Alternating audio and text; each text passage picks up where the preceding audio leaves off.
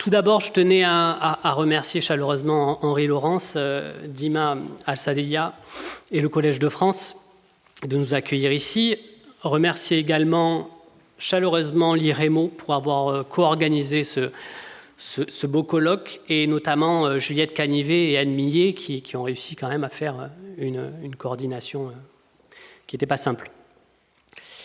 Alors, cette table ronde aurait pu se passer de manière à avoir des tours de parole bien distincts, mais nous avons préféré, avec les intervenants, une autre configuration, où je poserai des questions parfois à toutes et tous, et parfois à quelqu'un en particulier. C'est, je pense, un bon moyen de faire circuler la parole. Bien entendu, j'encourage les intervenants, si vous le souhaitez, à réagir aux propos des uns et des autres. Nous aurons à la fin de la table ronde un temps pour des questions du public pour nos intervenants. Le lieu du Collège de France est d'autant plus symbolique que c'est le lieu où la recherche est en train de se faire, et la bande dessinée est un domaine relativement récent pour l'histoire. L'histoire et les historiens mettent toujours un peu de temps à s'intéresser aux nouveaux médiums, cinéma, photographie, télévision, et aujourd'hui web et bande dessinée.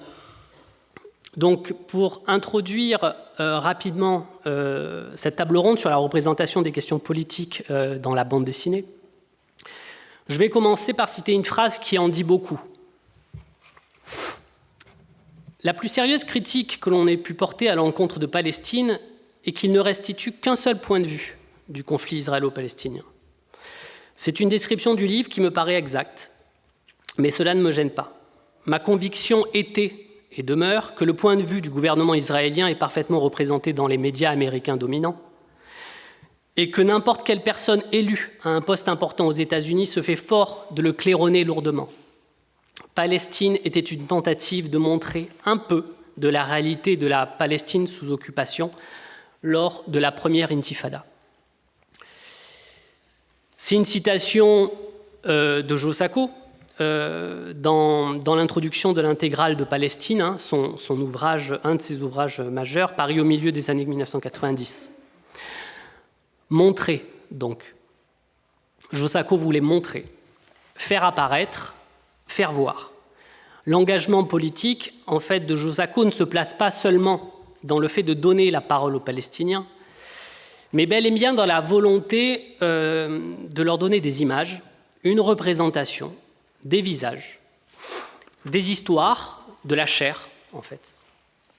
Et plus tard, dans Gaza 1956, en enquêtant littéralement, comme pourrait le faire un historien, l'auteur rend aux Palestiniens une mémoire et donne épaisseur, visibilité et présence, en fait, à un peuple que l'on a progressivement construit comme un peuple presque invisible, en fait.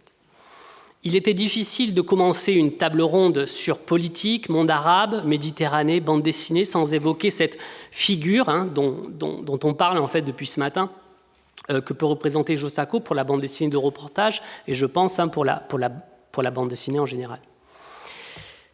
En fait, si l'on considère la bande dessinée francophone qui traite du monde arabe, le traitement des questions politiques où l'engagement politique dans la bande dessinée ne se cantonne pas au conflit israélo-palestinien, bien que celui-ci s'y prête particulièrement bien.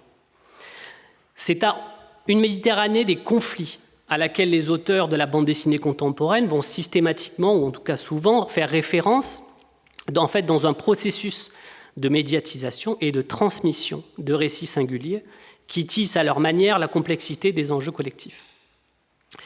Des auteurs de bande dessinée et des autrices se saisissant des conflits méditerranéens en Algérie, en Israël, Palestine, au Liban ou lors des affrontements pendant les révolutions arabes. Pour les relire, en fait, en fonction de questions parfois identitaires qui leur sont propres et qui résonnent avec leur communauté d'appartenance. Une Méditerranée des conflits, mais également une Méditerranée des représentations et des mémoires. Ces mémoires méditerranéennes, à travers la bande dessinée, sont plurielles et multiples. Laboratoire de la mémoire, le monde méditerranéen, en fait, offre une espèce de mosaïque mémorielle que les ouvrages de bande dessinée peuvent représenter. Le cas de l'Algérie coloniale et de la guerre d'Algérie est particulièrement frappant, on l'a vu ce matin avec Jacques Ferrandez.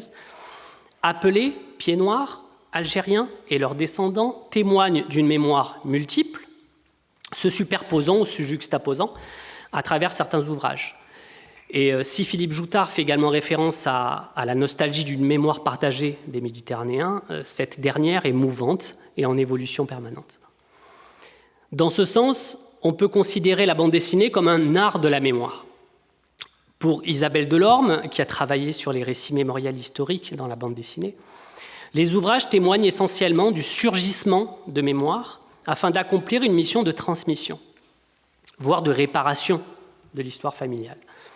La bande dessinée est ici un moyen de reconstituer des épisodes de vie détruits par l'histoire ou certains dénis, sinon certains oublis. Chris Ware, que Benoît Peters connaît bien, auteur américain hors norme,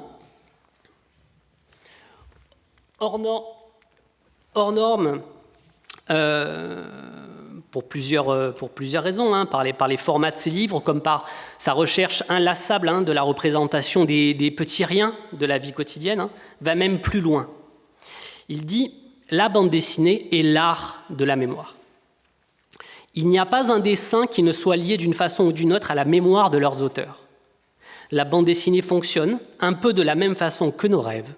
Il s'agit d'une recomposition de nos souvenirs sous une nouvelle forme. Se met en branle alors le même processus de filtrage que celui qui vient séparer le vécu et la façon dont on se souvient d'un moment. » Alors, quand la bande dessinée francophone contemporaine va représenter le monde arabe, elle va faire référence, on l'a vu, à la guerre d'Algérie, à la guerre du Liban, aux guerres du Liban, aux révolutions arabes, aux conflits israélo-palestiniens, aux migrations et aux relations entre ce monde arabe, justement, et l'Europe ou les États-Unis. Parfois sur des événements précis, sur le temps court, parfois sur un temps beaucoup plus long, comme dans l'ouvrage de Jean-Pierre Filu et de David B., dont nous allons parler dans un instant. La bande dessinée va traiter à partir des années 1980, en fait, tout un pan de l'histoire méditerranéenne contemporaine et du monde arabe, que l'historien va pouvoir à son tour décortiquer et étudier. Si la Méditerranée ou le monde arabe deviennent des lieux communs, voire une accumulation de lieux communs, la bande dessinée contemporaine, notamment celle qui émerge de manière fulgurante à partir du début des années 1990, la bande dessinée autobiographique et la bande dessinée documentaire, va donner de nouvelles manières de voir l'histoire. Les historiens vont pouvoir s'intéresser aux questions liées aux images, à la représentation, mais également à tout le paratexte dont la bande dessinée va progressivement se doter, plans, cartes, chronologie, reproduction d'archives, photographie, bibliographie ou sources. Concernant plus spécifiquement, et je m'arrêterai là, les questions politiques, nous pouvons, avant de commencer, faire un très rapide tour de ces dernières concernant la bande dessinée et le monde arabe. Nous savons que la guerre d'Algérie est un événement traité en profondeur par la bande dessinée à partir du début des années 80, mais en fait surtout à la fin de cette décennie, notamment avec Jacques Ferrandez ou avec Farid Boudjelal.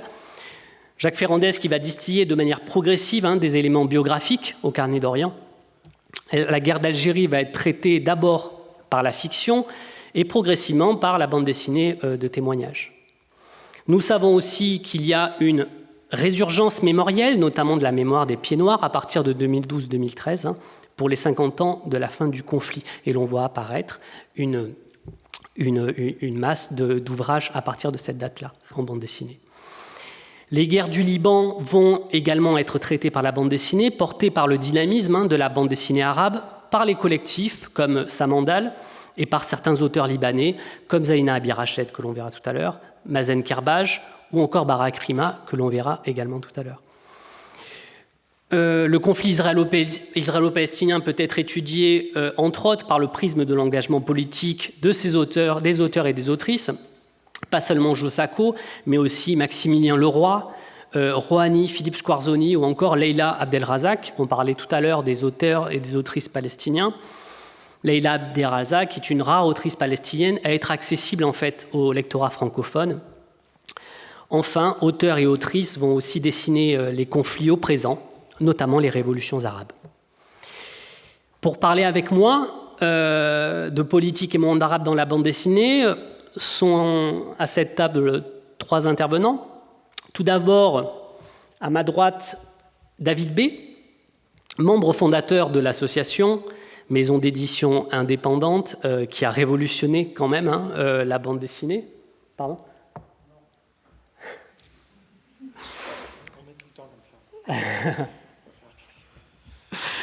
Donc, qui a révolutionné la bande dessinée, que ce soit par son format ou par les thématiques que celle-ci va développer. Nous pensons bien évidemment ici à l'autobiographie, qui est un mouvement toujours très important dans la bande dessinée contemporaine. Et surtout, David B., nous le verrons, c'est un trait, un dessin, qui illustre d'ailleurs l'affiche du colloque, un dessin qui a eu et qui a toujours, je pense, une influence majeure sur des dessinateurs et des dessinatrices d'aujourd'hui. Avec nous également, à ma droite, Jean-Pierre Filiu, historien, professeur en histoire du Moyen-Orient à Sciences Po Paris.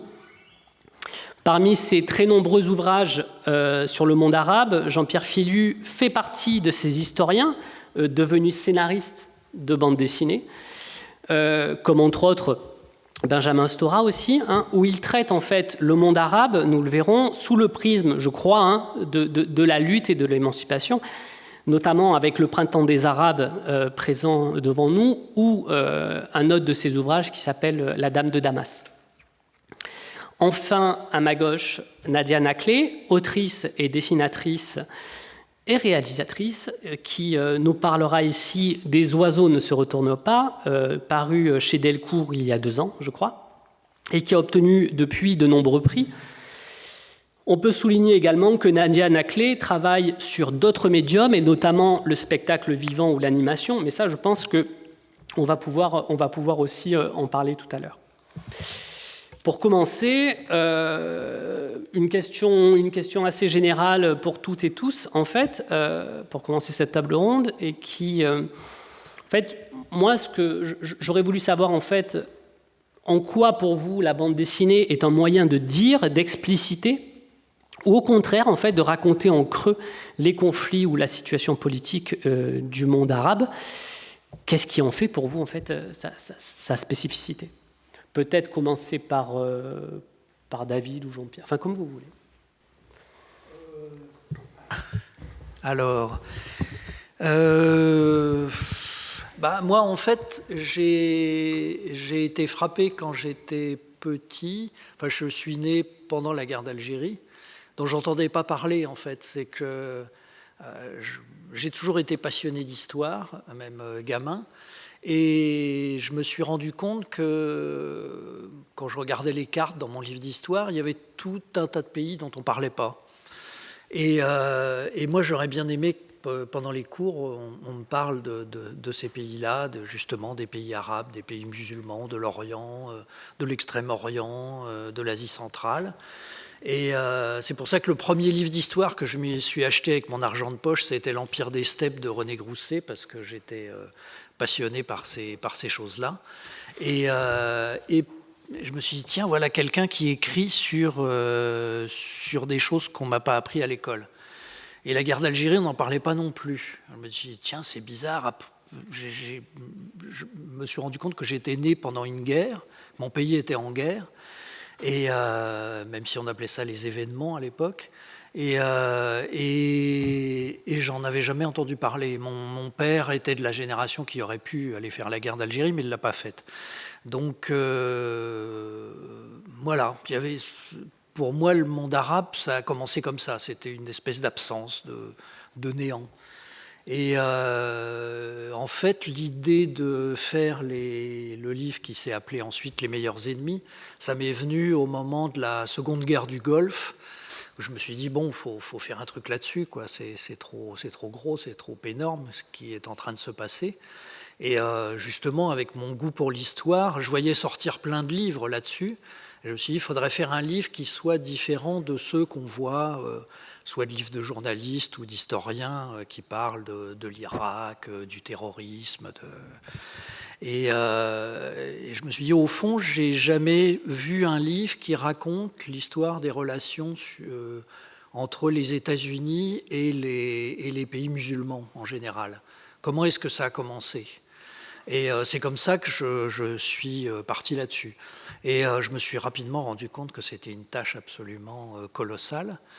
Et grâce à l'intermédiaire de Jacques Ferrandez, qui se trouve être dans la salle, qui m'a présenté Jean-Pierre Filiou, je me suis dit, tiens, ben, voilà un historien qui connaît le sujet, qui parle arabe, qui a vécu dans quelques pays du Moyen-Orient. Et je vais lui refiler le bébé, il va m'écrire l'histoire, et comme ça, j'aurai plus qu'à dessiner. En gros, c'est parti un peu comme ça. Voilà, je ne sais pas si ça répond à la question. Oui, en partie, Jean-Pierre, peut-être. C'est parti d'un intérêt vraiment général qui que l'actualité, disons, a précisé à un moment comme ça. Oui, alors moi je veux joindre d'abord mes remerciements à ceux de Sébastien Laurence pour tous les organisateurs, avec une attention toute particulière pour Henri Laurence qui nous accueille ici, et Dima Sajdeya qui a tellement bien contribué à l'organisation avec d'autres. Alors j'apprécie aussi que dans le programme on nous mette avec un « et » entre deux, on n'a pas une virgule entre nos deux noms, et c'est assez bien parce que comme vous allez peut-être voir, on fonctionne en tandem de manière voilà, répétée et méthodique. Et ce que vient d'évoquer David, effectivement, la médiation de Jacques Ferrandez au rendez-vous de l'histoire de Blois, parce que tout ça, c'est quand même fait au rendez-vous de l'histoire, c'est important. Donc, les rendez-vous de l'histoire, grâce à Pascal Horry, qui a été pionnier en la matière, ont très tôt institué un prix de la bande dessinée historique. Et il se trouve qu'en 2008... David l'a obtenu par Les Chemins Noirs, alors que moi j'avais le grand prix pour l'Apocalypse dans l'islam, donc le fruit de mon habilitation à diriger des recherches. Donc il y avait aussi ce côté faste, si j'ose dire. Et donc après, il y a eu ce travail qui a été mené entre nous, sur lequel David s'exprimerait beaucoup mieux que moi. Fondamentalement pour moi, c'était la réalisation d'un rêve. Enfin, j'étais quand même, grâce à un des auteurs que je respecte le plus et que j'admire le plus, en collaboration avec un des auteurs que je respecte le plus, que j'admire le plus. Voilà, donc à partir de ce moment-là, il faut profiter du moment. D'ailleurs, on a profité, c'est pour ça qu'on a étalé la publication des 3 tomes sur de longues années, parce qu'on ne voulait surtout pas que ça s'arrête. Mais je voulais revenir sur Joe Sacco, parce que dans toute la BD historique, il y a maintenant des maîtres, mais sur le Moyen-Orient, il y a vraiment avant et après Joe Sacco. Et Joe Sacco, qu'est-ce qu'il amène? Alors, évidemment, il a été l'objet de toutes les campagnes que l'on sait, de dénigrement, parce qu'il était partial, et sa réponse, elle est parfaite. Elle est de dire, attendez... Moi, mon travail, c'est d'être du côté de ces gens-là. Mais il va au-delà de ça. Il le fait parfaitement dans Palestine. Mais Gaza 1956, Gaza 1956, non seulement je le mets dans la bibliographie de mes livres, comme un livre d'histoire, pas comme un livre d'illustration, comme un livre d'histoire. Je le recommande à mes étudiants dans mon cours sur la question palestinienne, parce que c'est un document d'histoire, c'est une recherche historique, parce qu'il n'y a pas seulement le fait que, dans Gaza 1956, on a le travail historique le plus abouti sur 2 massacres, l'un d'une centaine de morts, l'autre de 200 et quelques morts, voilà, qui n'ont pas vraiment suscité l'intérêt des nations en 1956. Henri Laurence a rappelé dans la question de Palestine que, en proportion, l'occupation israélienne de la bande de Gaza pendant 4 mois de novembre 1956 à mars 1957 est la plus sanglante pour la population palestinienne. Je dis bien en proportion. On a à peu près 1 millier de morts, sauf qu'à l'époque, il y avait à peu près 300 000 habitants de la bande de Gaza, alors que les guerres, on a évoqué Plomb durci, 2014, etc. Là, on est avec des populations beaucoup plus importantes, même si les bilans sont plus lourds. Donc, on a un traumatisme profond qui n'avait jamais été verbalisé. Mais qu'est-ce que fait Joe Sacco? Et c'est ça qui est formidable. C'est qu'évidemment, il donne la parole aux témoins, aux victimes, aux rescapés. Mais il utilise pour recueillir cette parole la méthodologie historique qui est que nous ne pouvons pas, en tant qu'historiens, accorder une confiance absolue aux témoignages oraux. Les témoignages oraux ne sont pas à prendre pour vérité d'évangile, si je puis dire, ce qui n'est pas très laïque comme comparaison. Mais c'est-à-dire qu'il faut toujours les mettre en perspective. Et il montre dans Gaza 1956 que beaucoup des témoignages qui lui sont faits de très bonne foi sont erronés. Ouais, ils sont faux. Sont faux. Sont faux en termes de lieu, en termes de nombre, en termes de circonstances, etc. Et moi, ça m'a été très utile dans ma propre histoire de Gaza, donc quand j'ai écrit l'histoire de Gaza. Parce qu'à Gaza, il n'y a pas d'archives, pour toutes les raisons que vous imaginez, donc on doit vraiment dépendre de l'histoire orale beaucoup plus qu'ailleurs. Alors je disais ça parce que voilà, Joe Sacco, il a fait un travail d'histoire. Alors il se trouve que c'est un extraordinaire artiste, et l'engagement que certains lui ont reproché, que d'autres ont légitimement valorisé, ça n'a pas été qu'avec les Palestiniens. En Bosnie, il fait ça. Avec les Indiens du Canada, il fait ça. Excusez-moi, avec les peuples d'origine du Canada, il fait ça. Il fait ça dans différentes enquêtes. Donc c'est une méthode. Et c'est une méthode de reportage, mais qui, à mon sens, ressort de la déontologie de l'historien. Et ça, c'est très important. Et il n'y a franchement pas énormément d'auteurs qui peuvent rivaliser avec Joe Sacco là-dessus, en tout cas avec Gaza 1956. Alors, peut-être donner la parole à Nadia. Qu'est-ce qui, pour vous, en fait, dans la bande dessinée que vous avez écrite, Les oiseaux ne se retournent pas, comment la bande dessinée permet de raconter ce monde arabe, justement?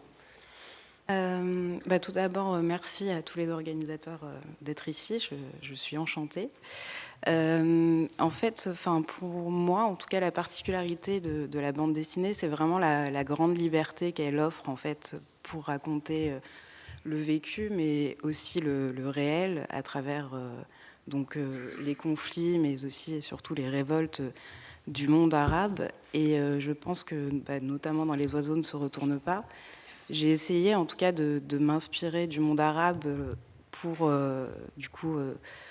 parler de politique, mais avant tout aussi et surtout de poésie, en fait, de parler de cette poésie du monde arabe. Et pour moi, la bande dessinée permet justement, vraiment notamment par l'intermédiaire de la symbolique du dessin, permet d'interpréter le réel, de le métamorphoser même, pour finalement mieux s'en rapprocher. Donc je dirais que c'est un moyen finalement d'élargir l'horizon du réel. En tout cas, c'est ce que j'ai essayé de faire à travers Les oiseaux ne se retournent pas. Vous voulez que je Non, si tu en as besoin. C'est vrai qu'on est... D'ailleurs, il y a pas... après, je crois que c'est donc la couverture des meilleurs ennemis. La couverture des oiseaux ne se retourne pas. Voilà, une première planche. Jean-Pierre Philu, c'est bon Oui, c'est bon. Jean-Pierre Philu. Alors, le public connaît vos nombreux ouvrages sur le monde arabe, sur les révolutions arabes, également sur l'Algérie ou la bande de Gaza. Mais Les meilleurs ennemis, en fait, a la particularité de brosser vraiment une histoire sur le temps long des relations entre le monde occidental et le monde arabe. Et finalement, la question que je voulais vous poser, c'était en quoi justement la bande dessinée permet de raconter cela, en fait, sur un temps si long. Alors, effectivement, c'était un défi de méthode. Donc moi, je suis co-auteur parce que de toute façon, la matière historique que je livrais à David, après, il l'a retravaillée pour la mettre en forme, la mettre en perspective. Et c'est évidemment le cas de cette introduction dont il avait l'initiative, vu qu'il s'agissait, alors après à moi de répondre à ces demandes, il avait cette idée si je peux le dire, si je peux trahir nos secrets, de prendre Gilgamesh, mais sauf que voilà, on découvrira peu à peu que tout ce que dit Gilgamesh et tout ce que dit son complice, en fait, correspond à des citations de George W. Bush et de Donald Rumsfeld dans la préparation de l'invasion de l'Irak. Et que donc, de même que Gilgamesh est une tragédie absolue, l'invasion de l'Irak en 2003 va être une tragédie absolue. Tu voulais commenter Oui, si je peux. Oui. Si tu es d'accord. Oui, et oui, j'avais eu cette idée. Alors, c'est une idée qui a été contestée par certains historiens, d'introduire le livre comme ça. On nous a dit, ah, mais vous ne pouvez pas faire ça. Vous ne pouvez pas faire une comparaison entre le passé et le présent comme ça. Ça ne se fait pas. Bon, bref, moi, j'aimais bien ça. Et puis, d'autre part, ça correspondait aussi au livre. C'est-à-dire que Gilgamesh, l'histoire de Gilgamesh, c'est le plus ancien livre qu'on ait de l'humanité, la plus ancienne fiction. Enfin, fiction, je ne sais pas. Peut-être que les gens qui l'ont écrit pensaient que ce n'était pas une fiction, eux ne le voyaient pas comme une fiction. Et précisément, il a été écrit en Irak il y a des milliers d'années. Et ça me semblait important de montrer ça, justement, que ça venait justement du Moyen-Orient, cette littérature aussi, qui, en plus, l'histoire de Gilgamesh a influencé, on en trouve des traces dans la Bible, on en trouve des traces dans la mythologie grecque, donc ça a eu vraiment un rayonnement énorme. Et pour moi, ce point de départ était important. Et effectivement, là où Jean-Pierre m'a aidé, ça a été de trouver dans l'histoire de Gilgamesh, je ne sais pas si vous la connaissez, mais il y avait ce moment où il va voler des cèdres au Liban pour construire son palais avec son ami Enkidu, et les dieux lui disent « ne fais pas ça, n'y va pas, ça va finir en catastrophe ». Et je trouvais que c'était on disait déjà à l'époque, il y a des milliers d'années, ce qui s'est passé autour de la guerre du Golfe. Et puis il y avait eu, est-ce que tu l'as choisi comme planche, le parallèle entre la stèle des vautours et l'après, donc voilà, donc on appuie là, voilà, j'ai remonté, voilà, c'était que le parallèle entre la stèle des vautours, qui est au Louvre, qu'on peut voir très facilement, qui est quand même un monument glorifiant les sacrifices humains, et ces pyramides de corps d'Abu Ghraib en 2014, qui ont sans doute beaucoup plus contribué que toutes les théories du complot à faire que le djihadisme s'ancre en Irak, vu le scandale que ça a été de voir ces hommes réduits à l'état de bêtes par l'occupant américain, qui en plus se met en scène. Excusez-moi, ce n'était pas 2014, c'était 2004. Donc il y avait ce parallèle. Alors effectivement, là on va assez loin dans la longue durée. Et donc après, ce qu'il fallait, c'est pour ça que c'est une introduction, c'est que on revienne sur notre objet qui était déjà vaste, et donc on débute en 1783. Et ça, c'est très important de débuter en 1783, parce que qu'est-ce que nous bassine la propagande américaine ? Nous sommes un pays jeune, on n'est pas comme vous. Vous savez quand même 2 siècles et plus que vous occupez une partie du monde, que vous en êtes ressortis et tout. Nous, on commence, donc du coup, on fait des petites erreurs par-ci, par-là, voilà. Mais c'est complètement faux. Les Américains interviennent en Libye dès 1801. La première guerre des États-Unis indépendants se fait dans un pays musulman, arabe et méditerranéen. Alors évidemment, c'est occulté de l'histoire américaine. C'est occulté, et ce n'est pas un complot, c'est occulté, c'est vraiment occulté. Ce n'est pas enseigné, on n'en parle pas. Les seuls qui en parlent, c'est les Marines. Parce que les Marines, dont l'acte fondateur est le débarquement sur les côtes de Libye, dans leur chant, « From the palace of Moctezuma to the shores of Tripoli ». Évidemment qu'ils le savent, eux, qu'ils ont débarqué au début du XIXe siècle en Libye, ils le savent très bien. C'est un acte fondateur. Il y a même des films des années 50, Tripoli, etc. Bon. Mais c'est occulté. Pourquoi ? Parce que dans le grand récit américain, donc vous voyez, il n'y a pas que les puissances ex-coloniales qui ont des problèmes avec leur grand récit. Dans le grand récit américain, la première guerre, c'est 1812. C'est quand les méchants britanniques qui nous ont concédé l'indépendance après une guerre glorieuse, où quand même Lafayette, il était sympa, mais il n'a pas fait grand-chose, c'est les Américains qui se sont libérés par eux-mêmes. Et donc, 1812, c'est l'incendie de Washington, hein, et c'est surtout la bannière étoilée dans le port de Baltimore. Donc, on passe directement de la guerre d'indépendance à 1812. Et on efface cet épisode quand même assez peu glorieux, hein, de 1801 à 1805, où pas moins de 4 expéditions ont été lancées par les États-Unis contre la régence de Tripoli, hein, dans le cadre d'une lutte contre la piraterie qu'on appelait barbaresque. Bon, sans entrer dans le détail. Mais ce qui est fascinant, hein, c'est que d'abord, cet épisode, c'est vraiment un archétype de la politique étrangère américaine. Vu qu'on a les deux premiers, les deux successeurs de Washington à la présidence, hein, Adams et Jefferson, qui ont été tous les deux des négociateurs avec les Libyens, l'un comme ambassadeur à Paris, l'autre comme ambassadeur à Londres, et que d'ores et déjà, chacun des deux incarne ce qu'on appellerait aujourd'hui les faucons et les colombes. Hein. Que disent les faucons? Les faucons disent il faut qu'on nous respecte par la force.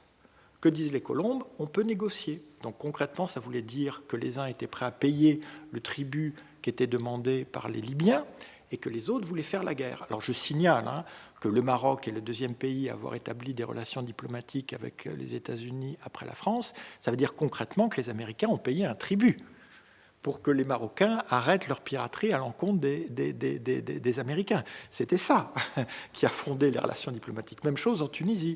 Sauf qu'une fois qu'ils avaient fait les relations diplomatiques avec le Maroc et la Tunisie, il n'y avait plus assez d'argent pour payer et les Algériens et les Libyens. Ben voilà, il y avait 80 000 $ qui avaient été alloués par le Congrès. Donc on a déjà, nous parlons de 1801.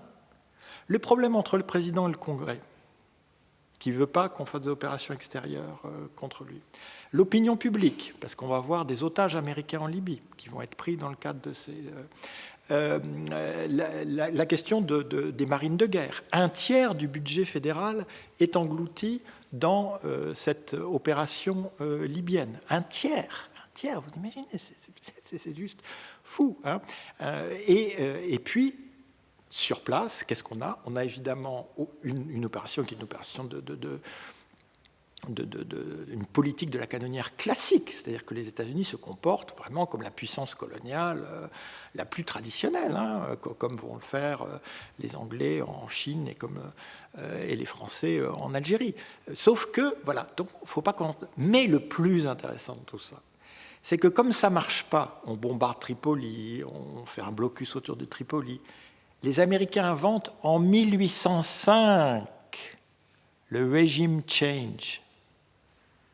Ils disent non, on ne fait pas ça pour le tribut, on fait pas non, tout ça, non, on fait ça parce que le bey de Tripoli, c'est pas le bon bey. Le bon bey de Tripoli, c'est son frère qu'on a dans la poche et qu'on va installer au pouvoir. C'est pas du tout sur cette base-là que les Français vont intervenir en Algérie. Les Français vont intervenir, ce sera cash. Non, les Américains vont inventer le régime change. Et donc, on va faire toute une opération à partir de l'Égypte, avec des mercenaires, avec des tribus, avec tout ça, et avec le malheureux héritier du trône. Hein, et là, le parallèle avec 2003 est incroyable, parce qu'ils rentrent, les marins débarquent, donc deviennent les Marines, vu qu'ils sont descendus de leur bateau, et la première ville qu'ils prennent, Derna, en Cyrénaïque, eh ben, ils mettent la bannière, ils mettent leur drapeau, qui n'est pas encore la bannière étoilée, ils mettent leur drapeau. Ils ne mettent pas le drapeau de l'héritier. Ils disent qu'on va remplacer, mais en fait, c'est une occupation coloniale. Donc, voilà, et je finis juste, excusez-moi, j'étais un peu long, mais parce que ce chapitre de David, moi, je l'ai montré à Bagdad, je l'ai montré au Kurdistan, je l'ai montré à Alexandrie, je l'ai montré à Khartoum, et je l'ai même tout récemment montré à Abidjan, parce que, évidemment, les Arabes ne connaissent pas cette histoire-là, les Américains ne connaissent pas cette histoire-là, les Africains ne savent pas que la première intervention des Américains sur le territoire africain, c'était il y a plus de 2 siècles. Hein. Et donc, par la bande dessinée, il est évident que le public soit scolaire, universitaire, militant, etc., que cette histoire, voilà, je vous l'ai racontée, j'ai essayé de la faire courte, bon, mais sous la plume de David, elle est extraordinaire. Elle est extraordinaire, parce qu'en plus, c'est des histoires de pirates, c'est merveilleux. Oui. On attaque, il y a des sabres, boum, c'est formidable. En plus, on s'ennuie pas. Hein. Dans le premier volume, qu'est-ce qu'on a fait? On a fait une fable antique, une histoire de pirates, une histoire d'espionnage et un carnet de gravure orientaliste. C'est merveilleux. Justement, avant de revenir rapidement à Nadia, juste, est-ce que c'était commencer par le récit de Gilgamesh, presque? Est-ce que commencer par un mythe, c'était aussi un moyen de... La question s'adresse à vous deux, mais est-ce que c'était aussi un moyen de montrer que les meilleurs ennemis allaient être presque une déconstruction de l'histoire ou de discours médiatiques officiels est-ce qu'il y avait cet objectif-là aussi, que ce soit dans le scénario ou dans le dessin? Oui, à l'époque, on ne parlait pas encore de déconstruction, mais moi, je voulais faire vraiment un livre d'histoire. C'est quelque chose qui n'avait jamais été fait, je crois, sous cette forme-là, en bande dessinée. C'est-à-dire faire un livre d'histoire. Quand on a créé l'association, on s'était dit justement, on va faire des livres sur des sujets qui ne sont jamais abordés par la bande dessinée. C'est-à-dire la bande dessinée, c'est toujours de la fiction jusqu'à présent. Il y avait eu des tentatives, bien sûr, de gens qui commençaient à publier leur journal en bande dessinée ou de faire des choses un peu autobiographiques. Ça existait déjà, mais sur un mode vraiment personnel et anecdotique. Et moi, je m'étais dit justement, tiens, il faudrait faire. Alors, on s'était dit, on peut faire de la poésie en bande dessinée, du récit de voyage en bande dessinée, avant que ce soit la mode de toutes ces choses-là. Et moi, je m'étais dit, pourquoi pas faire de l'histoire, justement, en bande dessinée aussi. Et là, je me suis dit, donc, alors, il y avait déjà des livres d'histoire en bande dessinée, mais c'était toujours des choses avec l'histoire était toujours un peu romancée, avec des dialogues inventés. Là, je me suis dit, on va vraiment prendre les faits et respecter les dialogues, c'est-à-dire que tous les dialogues qui sont dans le livre sont vrais. Ça, c'est le travail qu'a fait Jean-Pierre. Et je précise, c'est-à-dire que dans un livre d'histoire, il y aurait une note en bas de page avec marqué ta. Ouais. Voilà. Donc chaque fois que c'est avec un dialogue, avec la citation, on aurait pu le sourcer. Ouais. Et donc, on a voulu respecter ça. C'est pour ça que quand on parle du passé, c'est-à-dire cette époque-là du 19e siècle, des histoires de pirates et tout ça, on a très peu de dialogues, effectivement, de compte rendu, parce qu'il n'y avait pas la télévision, il n'y avait pas la radio, il n'y avait pas tout ça.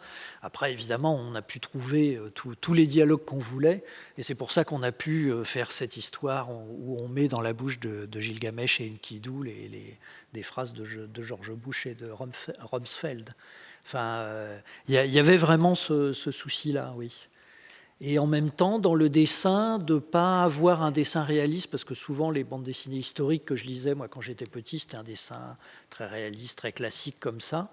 C'est d'interpréter la réalité dans le dessin. C'est-à-dire, des fois, j'ai des cases qui sont réalistes, et d'autres fois, des choses qui sont totalement interprétées, fantasmées, où je cherche plutôt à donner une idée du fait historique. Avec les métaphores graphiques. Oui, avec des métaphores graphiques, bien entendu. C'est là où on retombe sur ce que disait Topfer, sur le langage qui était dessiné et le dessin qui devenait un langage. C'est tout à fait évident. Merci. Je reviens vers Nadia Naklir rapidement. Je le disais en introduction, vous êtes une autrice qui multiplie en fait les supports artistiques. Et merci. Sur votre site, d'ailleurs, on peut en voir des images, que ce soit sur le spectacle vivant ou même les liens que vous faites entre bande dessinée et animation, en fait. Moi, j'aurais voulu savoir, tout ça pour raconter des histoires, moi, j'aurais voulu savoir, en fait, en quoi, justement, ces travaux ou votre écriture permettent, en fait, de décrire le monde arabe d'aujourd'hui, en fait. Alors, je n'aurais pas forcément la prétention de dire que mes travaux décrivent pas forcément le monde arabe d'aujourd'hui. En tout cas, ils s'y intéressent, ça c'est certain. Mais en fait, la multiplication des supports, notamment pour Les oiseaux ne se retournent pas.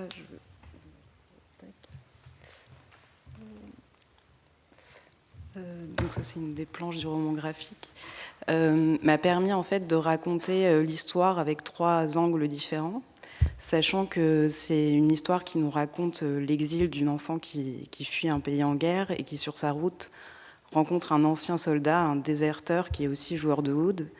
Et l'histoire raconte l'amitié de cet enfant et du soldat qui, peu à peu, vont apprendre à se reconstruire. Donc, pour ce projet, en tout cas, c'est vrai que la bande dessinée m'a permis d'avoir vraiment une vision intimiste et m'a permis, en tout cas, d'exprimer vraiment le point de vue de l'enfant, où on rentre vraiment dans ses pensées.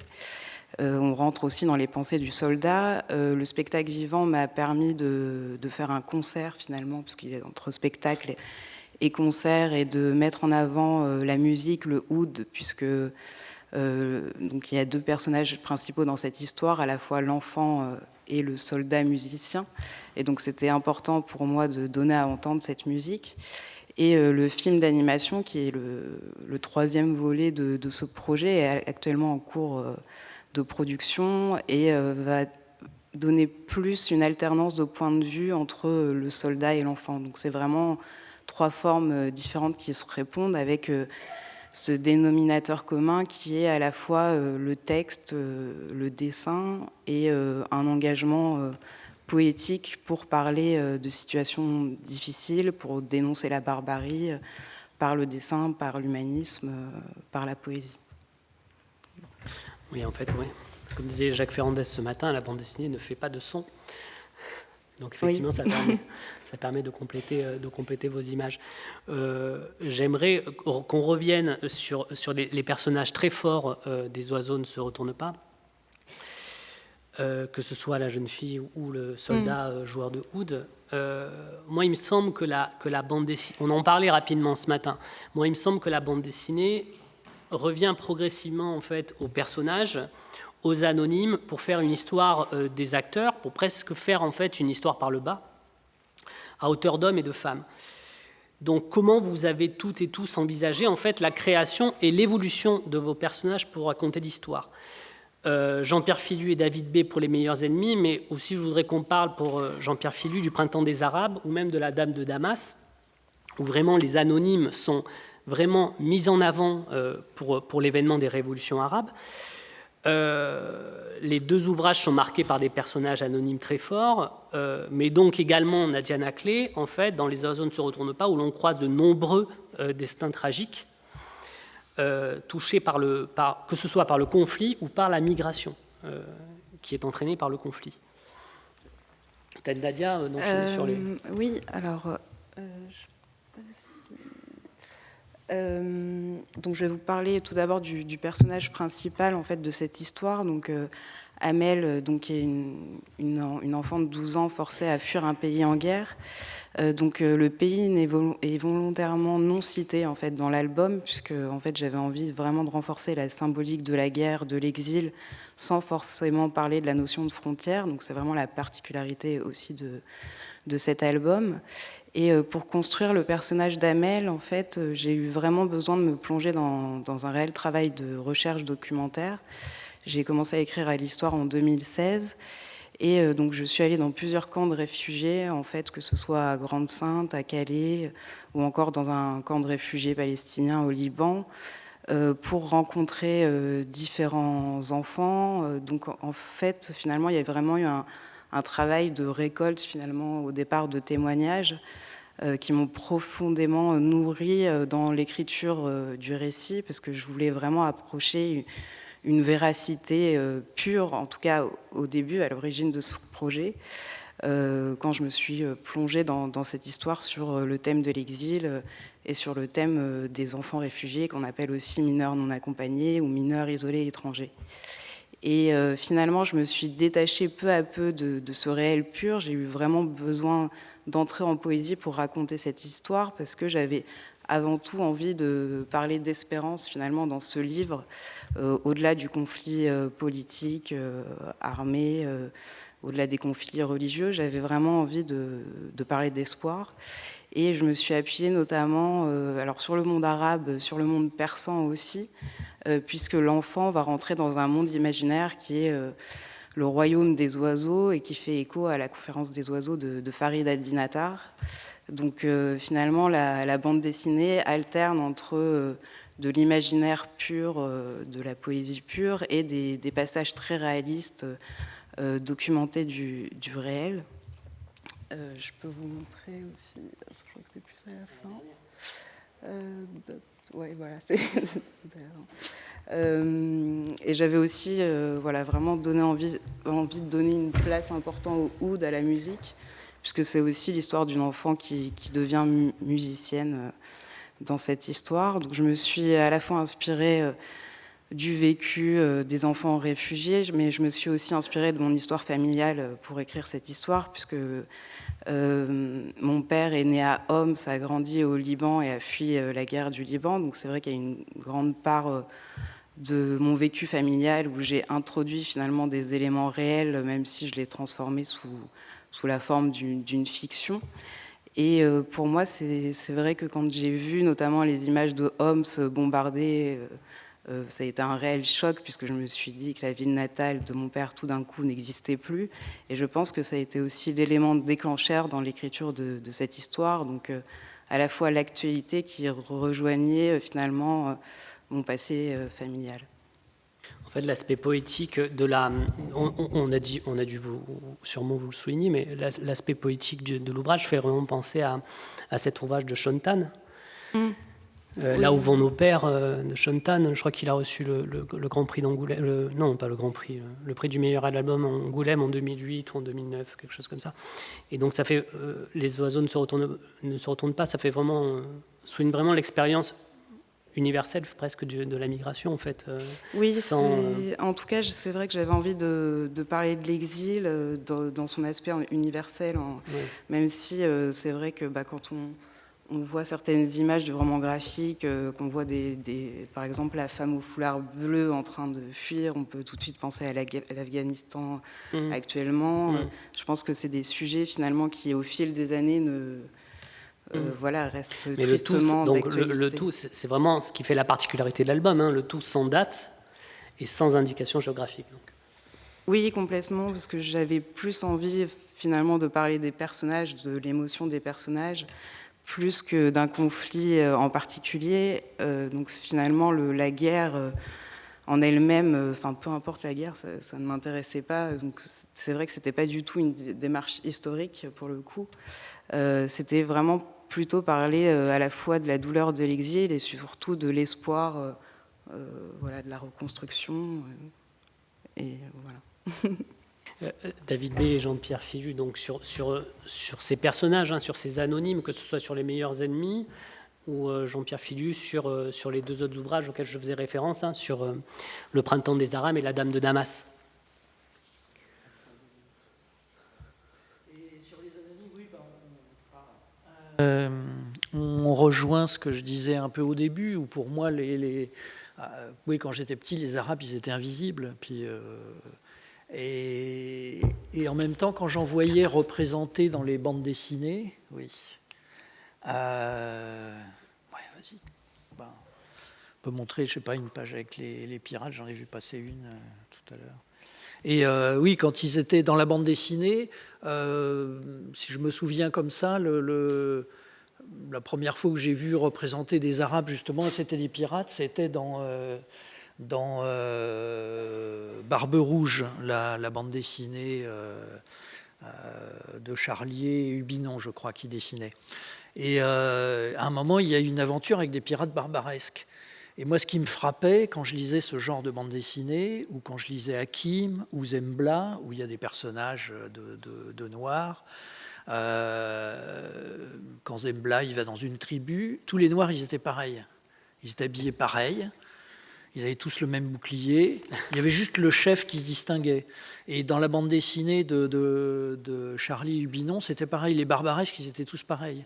Ils avaient tous la même moustache, le même turban sur la tête, le même petit gilet, la grosse ceinture, le gros pantalon. Le chef, il avait juste une aigrette sur son turban pour montrer qu'il était un peu plus important que les autres. Et ça, je me disais, ça me choquait déjà. Je me disais, mais c'est pas vrai. C'est pas... Enfin, les Arabes, c'était une foule. Ou les Asiatiques, c'était une foule. C'est pareil, dans Bugdani, ils étaient caricaturaux. On parlait de la mise en couleur tout à l'heure. Les Bugdani et ses copains, les Américains, ils étaient représentés de façon réaliste. Les Coréens ou les Japonais, ils étaient jaune citron. Mais vraiment jaune citron, la couleur c'était jaune citron. C'était des jaunes. Et je me disais, mais c'est pas vrai, c'est pas possible. Et ça m'énervait, je me souviens, ça m'énervait. Et je pense que mon goût de l'histoire et de dessiner l'histoire, justement, de reconstituer des personnages, de leur donner un visage, de leur donner ne serait-ce que leurs costumes, finalement, qui sont les emblèmes de leur civilisation, de là d'où ils viennent. Et une expression. Et une expression, ça vient de là. Enfin, les personnages sont tous différents. C'est pas une foule anonyme. Mais c'est cette espèce de stéréotype raciste, oui, ils se ressemblent tous, de toute façon. Enfin, c'est ça qu'il y avait, qu'on sentait. Et même si je ne sais pas si je ne veux pas jeter la pierre à ces dessinateurs et scénaristes, je ne pense pas qu'ils étaient racistes ou quoi, mais c'est vrai qu'ils transmettaient des stéréotypes qui venaient de plus loin, quoi. Et donc j'ai vraiment cherché à leur donner une identification. Même si là, dans cette scène justement du combat des Marines américains avec les pirates, il y a un clin d'œil à la fameuse image de Tintin et le trésor de Rackham le Rouge, mais du combat des pirates, vous savez, où il y a le capitaine Haddock qui évoque le combat de son ancêtre. Je voulais faire une allusion un peu à ça. Mais l'autre scène est bien aussi, parce qu'elle fait allusion à voilà, celle-là qui était celle du grand remplacement dont on parlait tout à l'heure, où il y avait l'image du grand remplacement avec le capitaine Haddock dans son château de Moulinsart, les Bédouins sont venus planter la tente dans le salon du capitaine Haddock. Et là, c'est une scène historique qui a réellement eu lieu. C'était pas le grand remplacement, mais quand le président des États-Unis a passé des accords avec le roi Ibn Saoud, le roi Ibn Saoud, il ne pouvait pas faire débarquer des Américains sur son territoire, c'était pas possible. Donc c'est les Américains qui ont accueilli la délégation saoudienne sur leur bateau. Et ça s'est réellement passé comme ça. C'est comme dans l'image de Tintin, ils ont installé leur tente sur le pont du bateau. Ils avaient amené toute une cargaison de moutons, parce qu'il était hors de question qu'ils mangent la nourriture des Américains. Et donc, ils égorgeaient les moutons sur le pont du bateau, ils préparaient leur plat. Et la seule chose qu'un des Saoudiens a voulu échanger avec les Américains, c'était le prince Faisal, le fils du roi, qui sera roi lui-même après, c'est qu'il avait entendu dire que les Américains avaient des films que les marins américains avaient des films un peu lestes sur le bateau, et il aurait voulu en voir un. Alors, ce qu'ils prenaient pour des films pornographiques, en fait, c'était des comédies musicales d'Esther Williams, avec les ballets nautiques où les filles étaient en maillot de bain. Et ça, pour lui, c'était le comble de la pornographie, évidemment. Donc, voilà ce qu'on peut faire comme rencontre, justement, avec la bande dessinée, et comment on peut faire ça aussi, évidemment, c'était un clin d'œil à l'image de Tintin. Et comment on peut se renvoyer la balle d'un album à l'autre et d'une époque à l'autre. C'est ça aussi, je trouve que c'est intéressant de faire ce genre de choses dans la bande dessinée, que la bande dessinée permet ça, justement. Bien sûr. Jean-Pierre Fiju, sur les personnages, sur les anonymes, sur... Oui. Alors, il se trouve que l'idée de la masse, de la massification, de la non-individualisation, elle est évidemment celle des puissances coloniales, mais elle est aussi celle, en tout cas moi c'est ma thèse centrale pour ceux qui me font l'honneur de me lire, du monde arabe contemporain, c'est-à-dire les indépendances ont été détournées au profit de dictatures qui traitent le peuple comme une masse indifférenciée, et donc le chef parle à la masse. Évidemment, la masse ne répond pas, sauf pour voter à 99% pour la reconduction du chef au pouvoir. Ça a commencé en Syrie en 1949, ça s'est poursuivi en Égypte, en Algérie, en Libye et ailleurs, et on voit que ça continue à faire florès, et que d'ailleurs on a cette volonté, dans le regard surplombant européen sur les sociétés arabes, il y a depuis 2011 une espèce de tentation permanente. On arrête tout ça, il faudrait qu'il n'y ait qu'une tête qui dépasse, ce qui est exactement la même chose, c'est-à-dire non mais voilà, qu'on s'entende, qui c'est le patron là-bas, quoi, voilà, avec qui on traite, et puis surtout pas. Et donc face à ça, c'est évident que, alors avec Siri Pomès, dans le Printemps des Arabes, où ce sont des différents chapitres, chacun étant lié à un moment des soulèvements démocratiques et un pays différent avec une carte au début. Ce sont toujours des anonymes, des gens qui n'ont pas fait, enfin des anonymes, ils ont tous un nom, excusez-moi, ils ont tous un nom, une identité, mais ils n'ont jamais été identifiés comme étant des chefs, des protagonistes importants. Or, ce sont eux qui ont fait les révolutions arabes. Il n'y a jamais eu, sauf dans la vision des complotistes déchaînés et zémorisés, de chambre opérationnelle qui a décidé qu'un jour ce serait la Syrie, un jour ce serait ça n'a jamais existé.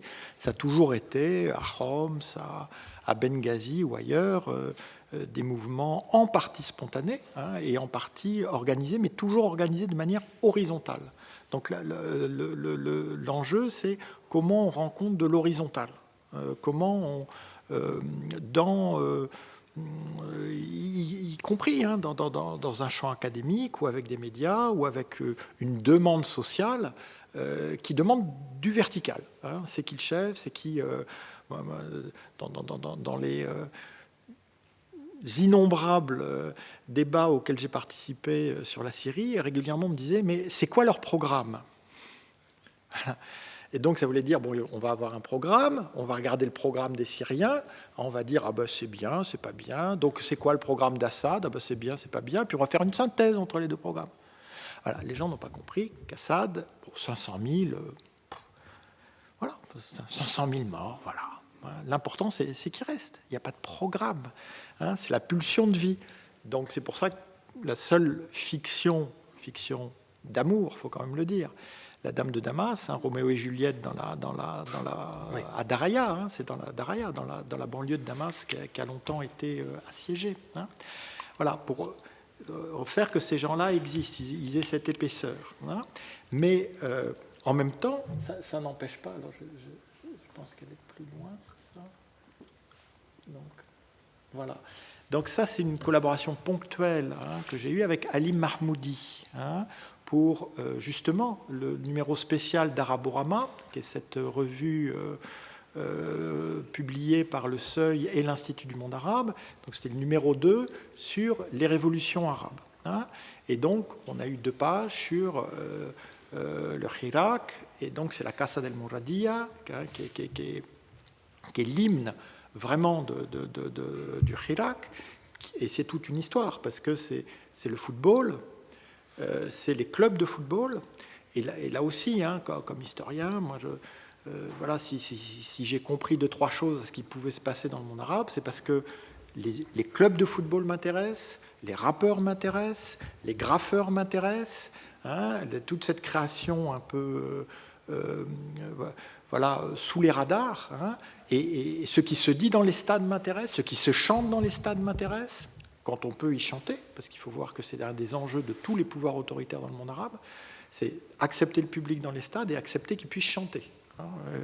Et donc, il se trouve que les supporters d'un des clubs d'Alger avaient traduit, avaient fait une chanson à partir de la Casa de Papel, la série Netflix au succès planétaire, et l'avaient traduit la Casa del Mouradia, donc c'est l'Élysée local, la Mouradia. Et les paroles sont incroyables. C'est-à-dire que quand vous écoutez les paroles, le premier mandat ceci, le deuxième mandat cela, le troisième mandat... Et cette chanson est antérieure au Hirak, est antérieure au 5e mandat. Mais à partir du moment où Bouteflika, en fait Bouteflika, je crois qu'il ne savait même pas qu'il était candidat au 5e mandat, entre vous et moi. Je ne livre aucun scoop. Je veux dire. Donc il y a une bande de généraux, de gangsters, comme d'habitude, qui ont décidé, écoutez, pour que le business continue, pour qu'on continue à mettre le pays en coupe réglée, on va faire un 5e mandat. Il est quand même parfait, Bouteflika. En plus, sa famille est totalement corrompue. Donc si ce n'est pas lui qu'on tient, on va tenir sa famille. C'est génial, il faut que ça continue. Ils ont juste oublié les gens. Parce que pour eux, les gens, c'était le peuple, c'était la masse. C'était pas des individus qui pouvaient individuellement sentir que c'était une honte absolue, cette comédie. Et donc, ça donne ça. Hein, voilà. Alors, donc il y a à la fois entre la masse des manifestants et les individus qui clament, qu'ils ne veulent plus. Hein. Vous avez la casquette là, qui veulent plus de pouvoir militaire. Voilà. Ça, c'est eux qui l'ont inventé. Hein. Je l'ai reproduit. C'est très parlant. Voilà. On veut plus de casquettes, on veut plus de généraux, on veut plus ces gens-là. Hein. Donc effectivement, faut trouver la façon d'insérer ces destins individuels, pas uniquement dans la grande histoire. Pour moi, actuellement, dans le monde arabe, c'est ça l'histoire. Tous les... Je ne veux même pas dire leur nom. De tous ces dirigeants, présidents, généraux, émirs, ce n'est pas eux qui font l'histoire. Ce n'est pas eux qui font l'histoire. Hein. Donc, ce qui est important, c'est ça. Donc, c'est ça qu'il faut prendre en compte, d'une façon ou d'une autre, sans non plus se faire d'illusions, comme faire Joe Sacco. C'est-à-dire, c'est pas parce qu'ils sont dans la rue qu'ils ont forcément raison, c'est pas parce qu'ils sont dans la rue que ce qu'ils disent est forcément vrai, mais voilà, c'est ça qu'il faut remettre au centre de l'histoire, alors qu'on voit bien que dans le monde arabe aujourd'hui, s'il y a tellement de bêtises qui s'écrivent, c'est parce qu'il y a cette espèce de surplomb géopolitique qui nie la réalité des sociétés, qui nie la réalité des femmes et des hommes, et qui dit au fond, ben voilà, la Chine ceci, l'Iran cela, l'Amérique... Non, c'est pas ça ce qui se passe. La preuve. Et la preuve aussi, excusez-moi, c'est que quand en Algérie, hein, il y a un mouvement populaire qui porte son équipe de foot, il remporte la Coupe d'Afrique des Nations, et quand ça s'effondre, eh ben, ils se font éliminer en huitième de finale. Il n'y a pas de secret. Il n'y a pas de secret. Le football et la politique en Algérie, hein, depuis la guerre de libération, c'est totalement une histoire intime. Et c'est vrai que donc, la bande dessinée revient sur les bandes dessinées qui traitent des révolutions arabes ou des soulèvements arabes. La bande dessinée revient à ces figures anonymes, que ce soit dans vos ouvrages ou même, je pense, à Zéro Calcare, l'auteur italien, l'auteur romain qui est allé en Syrie, hein, qui donne visage aussi aux Kurdes. Pour finir, il ne nous reste pas beaucoup de temps parce que je voudrais quand même laisser du temps pour le public. Il me reste deux questions. Il me reste une question d'abord aux dessinateurs. Hein. Moi, j'aimerais que l'on termine sur l'omniprésence de la violence du conflit, hein, dans vos ouvrages, hein, et de la représentation de la violence. Je prends David Debé, par exemple, dès l'ascension du haut mal, hein, où je crois qu'il y a dans l'ouvrage cette omniprésence, hein, de la violence de la maladie. En tout cas, c'est ma lecture personnelle. Ici, pour notre sujet, nous, on change d'échelle. Hein. Il y a... c'est un point commun, hein, d'ailleurs, à vos travaux, je trouve, entre Nadia Naclé et vous, David. La violence des relations internationales pour les meilleurs ennemis et la violence du conflit de la migration pour l'ouvrage de Nadia Naclé. Comment rendre compte graphiquement de cette violence? Peut-être Nadia? Oui. Du coup...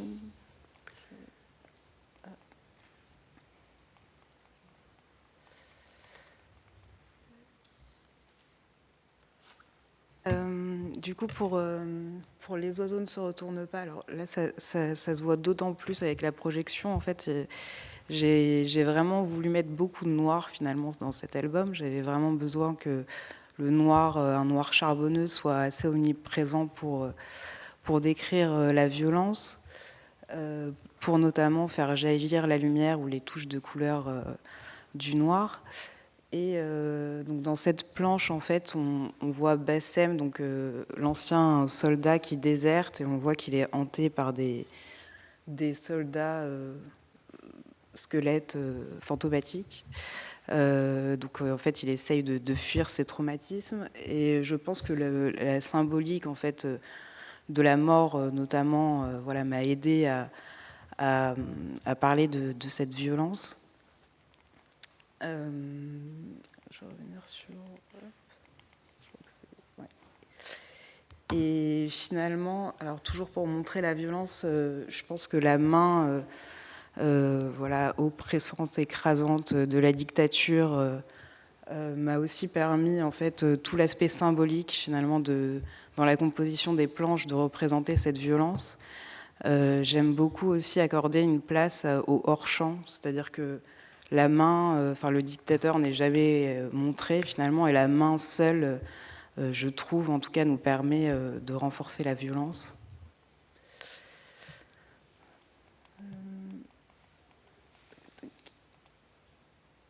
Et j'ai aussi beaucoup joué finalement sur l'expression des personnages, l'expression des visages, comme on peut le voir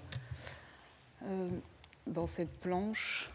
Et comme mon sujet parle notamment des mineurs isolés étrangers, c'est vrai que j'avais aussi beaucoup d'images en tête, ou suite aux recherches que j'ai faites, des images liées à l'actualité, et je m'en suis servie aussi pour me les réapproprier et pour les réinterpréter, donc comme cette image avec, voilà, qui peut faire écho à de nombreuses images vues et revues sur les réfugiés.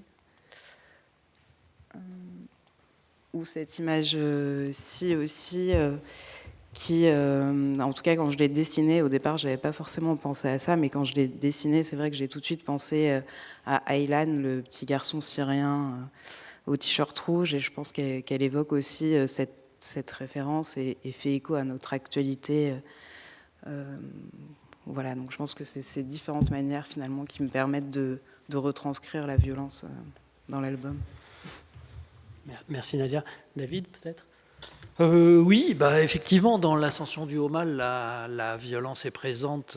Juste pour situer les gens qui ne connaissent pas, l'Ascension du haut mal, c'est un travail autobiographique où je raconte comment mon frère est tombé malade. Il est devenu épileptique à l'âge de 7 ans. Et il avait 3 crises par jour. Et une crise d'épilepsie, il avait des crises d'épilepsie très violentes, qui pouvaient durer certaines très longtemps.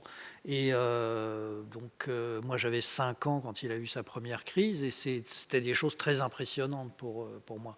C'était très brutal de voir son frère tout d'un coup qui tombait, qui était secoué de convulsions comme ça, et ça pouvait durer des fois pendant plusieurs heures. Donc, oui, disons que toute mon enfance a été marquée par l'irruption du corps de mon frère qui était déformé par quelque chose qu'on n'expliquait pas.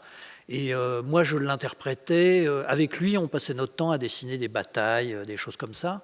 Et je me disais, c'est comme s'il y avait une bataille qui se déroulait à l'intérieur de lui. Il est en conflit avec lui-même, quoi. Il y a quelque chose qui se passe à l'intérieur. Et après, oui, je me suis intéressé à l'histoire, au conflit et tout ça. Et les meilleurs ennemis en est plein, évidemment. Et je voulais montrer bon là, on voit une des pages, mais celle sur le 11 septembre. Et quand il y avait... c'est ce qui m'a posé le plus de difficultés, et je ne sais pas si j'ai résolu le problème d'ailleurs. Quand je la revois, je me pose toujours des questions. C'était comment représenter le 11 septembre. Parce que les images, enfin les films qu'on a, les photos sont tellement parlants. Reproduire presque en dessin une photo, ça n'a pas de sens. Essayer de l'interpréter, enfin, j'ai passé mon temps à tourner autour. Et là, pour le coup, c'est les terroristes que j'ai fait de façon anonyme pour une séquence, enfin, où justement on n'a pas de traces de ce qui s'est passé à l'intérieur des avions. On n'a aucune photo. C'est une séquence de cet épisode du 11 septembre où on sait ce qui s'est passé parce qu'on a retrouvé des boîtes noires, on a des échanges de boîtes noires, mais c'est tout. On n'a aucune image de ça. Quand les avions tombent sur les tours, bon là on a tout sous tous les angles et tout, et là on n'a rien tout d'un coup. Et c'est vrai que je me suis rendu compte que c'était aussi très difficile à représenter quand on n'avait rien. Alors bon, j'ai fait cette interprétation-là, je ne sais pas ce qu'elle vaut. C'est surtout essayer de passer par-delà les représentations qui sont devenues presque iconiques ou presque... Enfin, tout le monde a ces images dans la tête et les unes oui, des médias reviennent tous les anniversaires. Échapper à ça, c'est difficile. Vouloir faire quelque chose de complètement différent, c'est difficile aussi. Enfin, mettre un texte, on raconte ça, puis dessiner des petites fleurs, des petits oiseaux, bon, qu'est-ce que ça veut dire? Enfin, je sais pas, j'ai beaucoup tourné ça dans ma tête et je sais pas si je suis arrivé à faire ce que j'aurais réellement voulu faire, mais c'est vrai que faire une bande dessinée sur un événement comme ça pose ce genre de problème. Faut trouver des solutions graphiques et voilà, c'est dur. c'est du travail. Merci à toutes et à tous. Je pense qu'on va devoir passer aux questions du public parce que je crois qu'il faut s'arrêter d'ici 20 minutes pour la pause.